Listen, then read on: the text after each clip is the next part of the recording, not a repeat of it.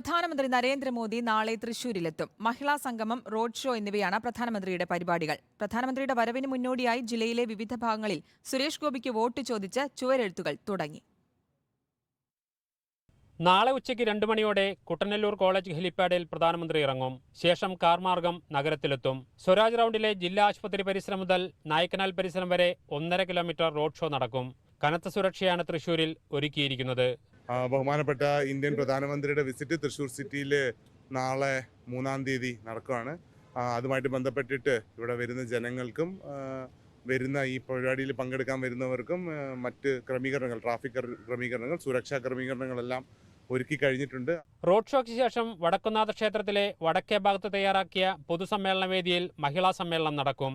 2 ലക്ഷം വനിതകൾ സംഗമത്തിൽ പങ്കെടുക്കുമെന്ന് BJP നേതാക്കൾ അറിയിച്ചു. പൊതുസമ്മേളന വേദിക്കരിയിൽ സാമുദായിക നേതാക്കളുമായി പ്രധാനമന്ത്രി കൂടിക്കാഴ്ച നടത്തും.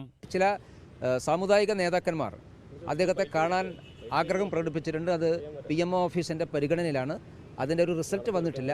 വന്നാൽ വേദിക്ക് പുറകിൽ സംഘടിപ്പിച്ചിട്ടുള്ള തയ്യാറാക്കിയിട്ടുള്ള PMO ഓഫീസുണ്ട്. ആ ഓഫീസിൽ വെച്ചിട്ടായിരിക്കും കൂടിക്കാഴ്ച. അതേസമയം ജില്ലയിലെ വിവിധ ഭാഗങ്ങളിൽ സുരേഷ് ഗോപിക്ക് വോട്ടഭ്യർത്ഥിച്ച് ചുവരെഴുത്തുകൾ പ്രത്യക്ഷപ്പെട്ടു തുടങ്ങി. പ്രവർത്തകരുടെ വികാരമാണ് ചുവരെഴുത്തിൽ പ്രകടമാകുന്നതെന്ന് BJP നേതാവ് MT രമേശ് പ്രതികരിച്ചു. റിപ്പോർട്ടർ ജയ്സൻ, തൃശൂർ.